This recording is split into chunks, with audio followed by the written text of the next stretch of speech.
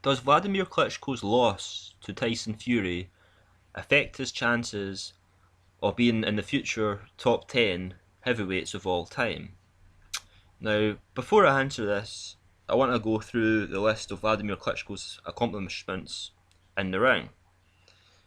He has held the titles of WBO twice, IBF and WBA Super title and the Ring magazine. He's held the IBF, WBA and WBO heavyweight titles longer than any other fighter in history, and is the second longest reigning heavyweight champion of all time. Klitschko's reign of 9 years, 7 months and 7 days is second only to the reign of Joe Louis, who was champion for 11 years, 8 months and 8 days. Klitschko successfully defended the WBO and IBF heavyweight titles more than any other fighter. He defended the WBO title 19 times, 5 during his first reign and 14 during his second reign, and the IBF title 18 times. Only Joe Louis with 25 defences and Larry Holmes with 20 defences have made more.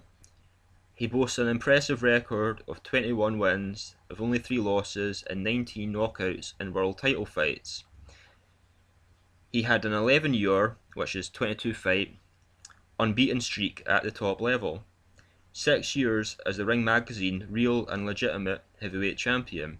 He has a 78% KO rate and has an impressive record of 12 wins, 3 losses with 8 KOs against former and current world titleists. He also has been in more world heavyweight title fights than any other heavyweight in history. He has beat more undefeated fighters than any other heavyweight in history, with beaten 12. And he's also KO'd more opponents that have never been KO'd before than any heavyweight champion in history, with 19 KOs, which is 3 times more than Mike Tyson. So, to answer the question, does it diminish his chances of being in the top 5 heavyweights of all time? The answer is no, and the reason the answer is no is because he lost to the future heavyweights of the future era, just like Muhammad Ali lost to Trevor Berbick and Larry Holmes, who are going to be champions in the future era, just like Joe Louis lost to Rocky Marciano, who's going to be the champion of a future era, just like Larry Holmes lost to Mike Tyson, who's going to be champion of the future era, just like Mike Tyson lost to Danny Williams, who, wasn't a champion of the future era, but he was a main competitor in the future era. All these champions lost to people that were going to be successful or dominate in the future era, and they all lost a lot younger than what Wladimir Klitschko lost to Tyson Fury, who was only a few months away from being 40 at the time of the loss.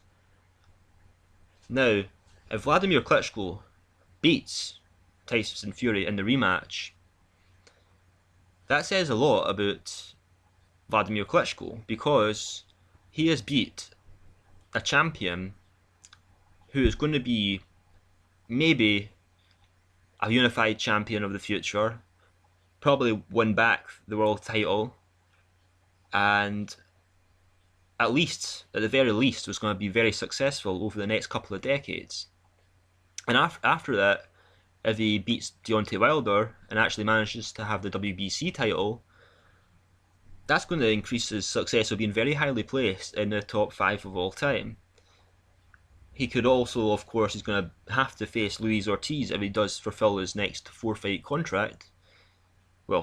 contract to defend the WBA belt. And he could also go up against someone like Anthony Joshua or Joseph Parker. And if he does beat someone like that as well, he's going to have definitely beat someone who's going to be a very successful champion in the next future couple of decades, and that's going to massively increase his standing in the top 5 heavyweights of all time. So either way, he's going to be in the future top 5 heavyweights of all time. Where he stands is going to depend on if he beats Tyson Fury and if he decides to defend the WBA and WBO belts against Luis Ortiz and try and beat Deontay Wilder for the WBC belt and maybe take on someone that by a few people are still looked at as a prospect in Joseph Parker and Anthony Joshua, and how he wins or loses them fights. So that's all I really have to say.